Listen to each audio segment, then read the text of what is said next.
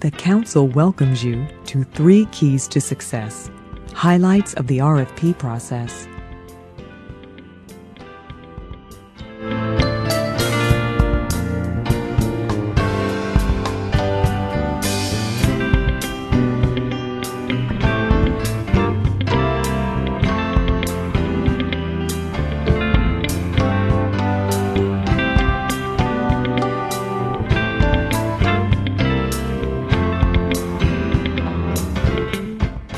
Hi, I'm your host, Joan.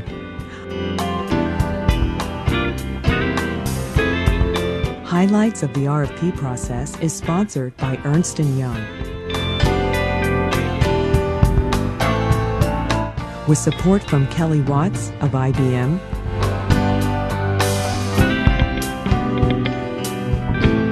this production received support from Cynthia Moritz de Peychoy Tesco of Calabria, and with support from Road Dogs Production.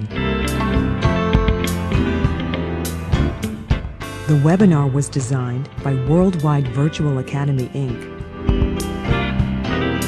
and animation and technology support is provided by Wrangham Consultants, Inc.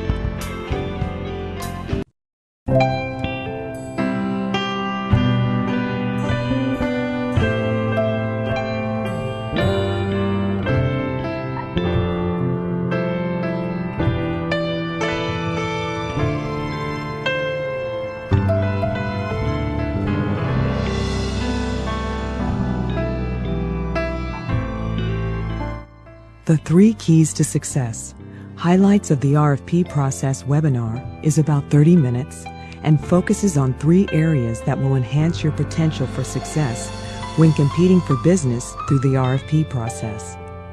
This webinar will assist business enterprises to successfully compete for services, goods, and products.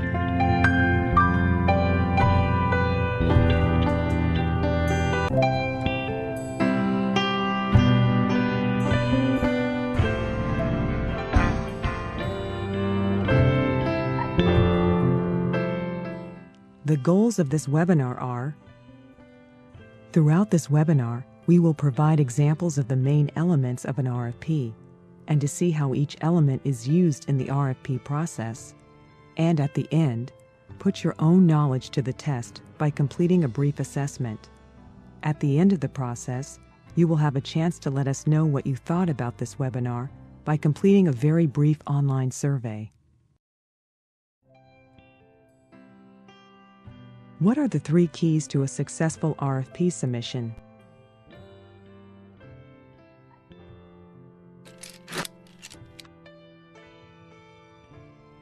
The first key is know your RFP terminology. When you prepare an RFP, make sure that you understand what each major term means.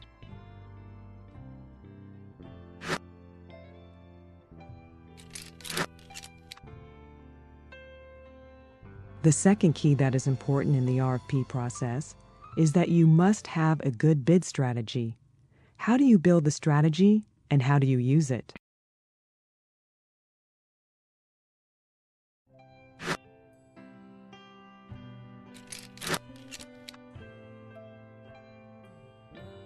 The third key to success is to be familiar with the scope of work required by each RFP. The first key to success is know your terminology. This first key describes the terms usually associated with the 5 ways that vendors use to solicit small business enterprise responses to their needs for goods, services, or products.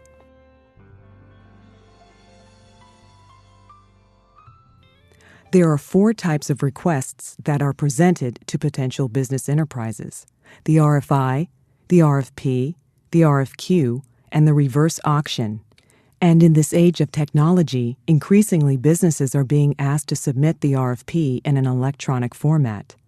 Over the next few minutes, we will present the essentials of each request and what is important to know about each. In particular, we will describe the differences between the various types.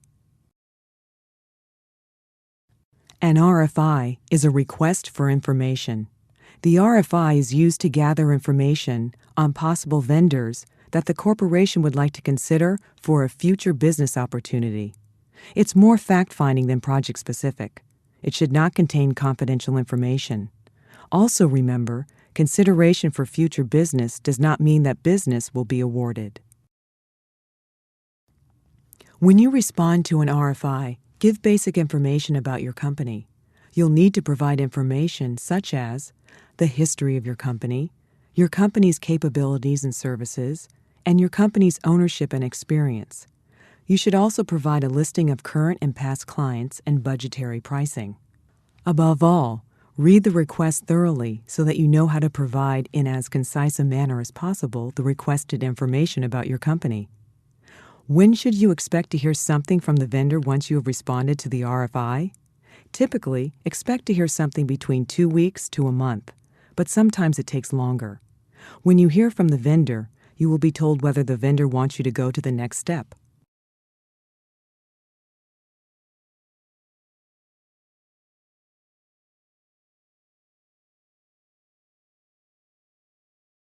What is the RFP? RFP is a standard way of referring to a request for proposal.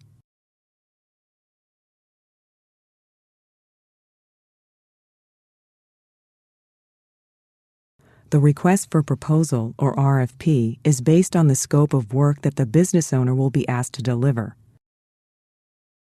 It's the most common request to provide services or products.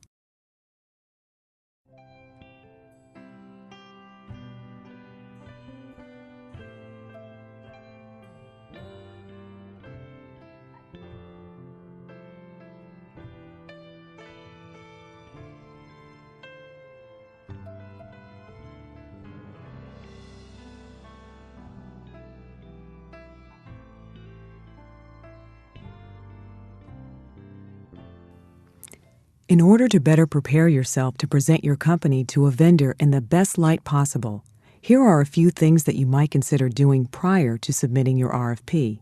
For example, if you're going to think about aligning yourself with another firm to go after business, you should get all the terms and conditions of this out of the way before responding to bids. Each firm should know what items it's responsible for on the project. Now let's get back to the RFP. What are the main parts of the RFP? There are 3 main parts: the general company overview, the project overview, and the scope of work. The company overview describes your company, its goals and objectives, and a reason for this RFP. In it, the company is requesting a written proposal that addresses the points detailed in the RFP to be submitted. It also gives the response required date. Notice the no later than month, date, and year. The project overview describes the product line of the issuing company. Sometimes this section will also include a situational overview that outlines the market dynamics, challenges, and opportunities the issuing company sees for itself. The scope of work details what is expected from the responding business owner.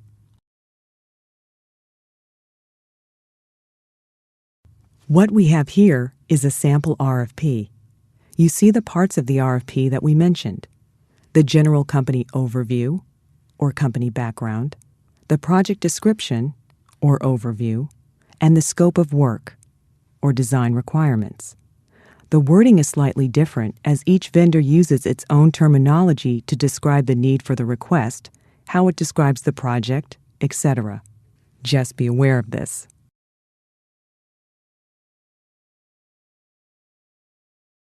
What is an electronic RFP? The electronic RFP is done completely online. In all other respects, it is the same as the traditional RFP. Just remember, the only difference between the traditional and the electronic versions of the RFP is that the latter is submitted online. This also means that the response time from the company is also the same. Even though there's no difference between the traditional and the electronic RFP, there are some things to consider. First, carefully review the requirements for the electronic RFP. Space is limited, so answers must be concise and to the point. Then, finally, know the electronic media format needed to respond to the RFP. That might include the format needed to attach documents needed to substantiate your position. Or, if a presentation is being done, make sure that the equipment is compatible. It's extremely helpful to write out and review your response prior to entering the information online. Just remember, the only difference between the traditional and the electronic versions of the RFP is that the latter is submitted online. This also means that the response time from the company is also the same.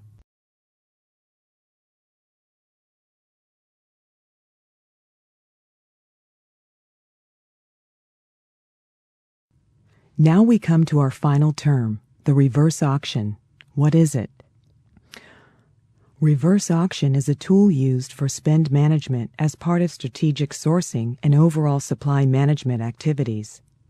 It might be understood as selling in reverse. The buyer and seller reverse positions.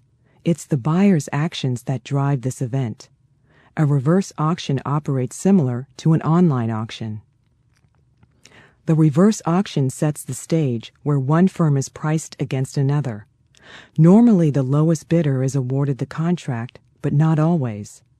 The company has to decide if the lowest bid can in fact deliver as promised.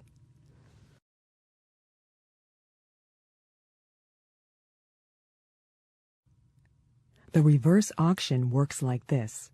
Each firm is set up with their initial bids for rates, and then they're asked to lower their prices based on what others submit. Instead of describing how much it will cost you to deliver a good, service, or product, the company determines how much you and others might price the service or product. Normally, the lowest bidder is awarded the contract, but not always. The company has to decide if the lowest bid can in fact deliver as promised. Exercise caution with this request method. Be careful not to underbid what you can deliver.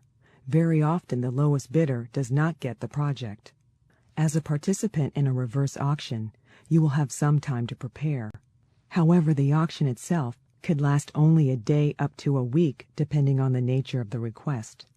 The reverse auction often reduces the time it takes to purchase goods and services.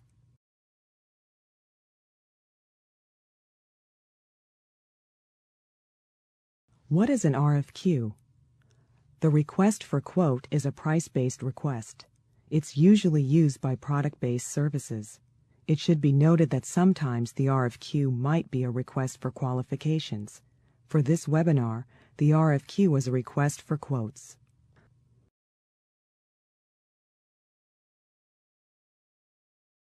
The RFQ includes a brief description of services and the bottom line pricing associated with the service. With the RFQ, the response timeframe differs from commodity and corporations.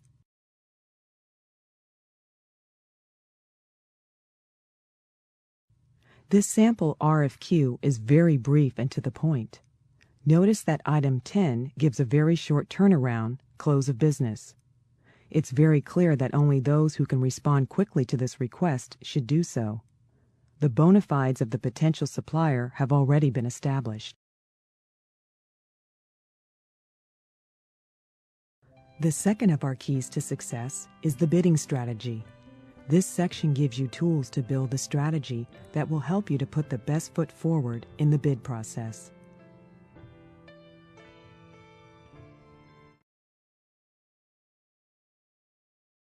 When responding to a bid, there are many things a supplier must be prepared to address in order to provide the best possible response. In this section, we will cover some of the most common activities that may present themselves to a potential bidder. These activities will be discussed under 3 subtitles: bidding strategy, important dates, basic mechanics. There are 2 very important reasons for developing a bidding strategy. First, a bidding strategy helps you to understand your company's unique positions and value.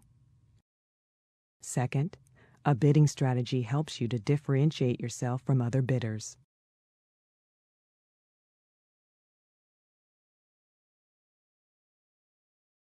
How do you develop a bid strategy? Here are a few pointers. Probably the most important thing to do is to read and understand the entire request. Make sure that you understand the resources needed to present a bid package. Ensure that you prepare any needed flexibility in your pricing that will support your bidding strategy. You may need to prepare for multiple pricing rounds or a best and final pricing request. If a presentation is required, make sure that you have compatible, trouble-free equipment and that your presentation is set and ready to go. If documents need to be attached to the bid package, make sure that you have the means to do so. Remember, throughout the bid process, communicate the value that your company adds to the bid. Finally, highlight your company's skills and the solutions that you bring to the bid.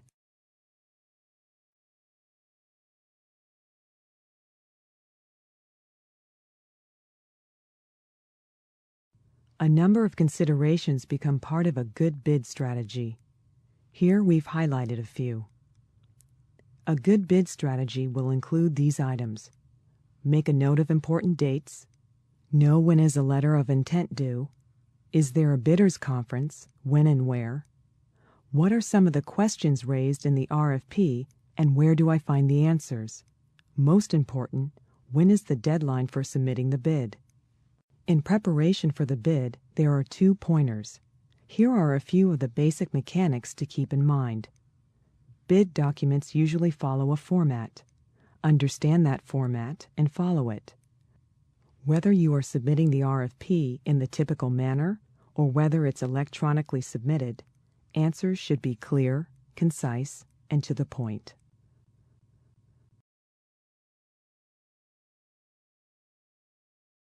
The third key to success is to know as much as possible about the scope of work for your bid response. This final section helps you to understand the scope of work, what is involved, and terminology usually associated with the scope of work.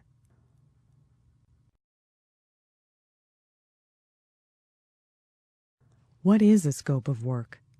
A scope of work is a document that describes the deliverables and services, including any requirements, specifications, or schedules of a bid request.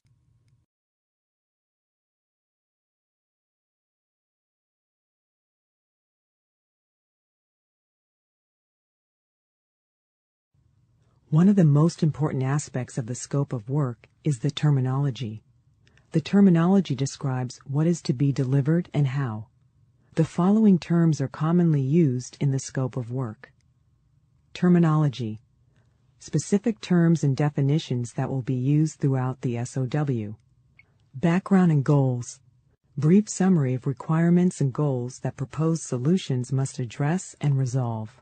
Deliverables and schedules: description of specific functionality or end product that should be delivered and due dates as applicable that solutions must provide.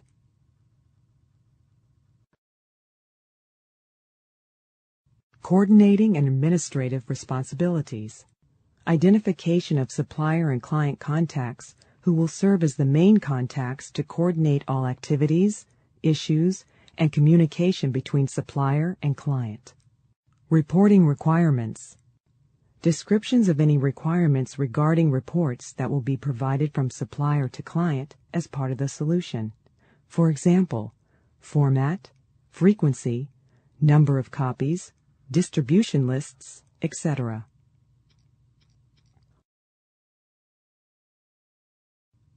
Quality and performance: description of quality and performance attributes that solution must deliver. Some examples of quality and performance attributes could be functionality, user-friendliness, go-live deployment dates, data calculation accuracy, etc. Confidentiality: description of protocol to follow for exchange, dissemination, and storage of confidential information.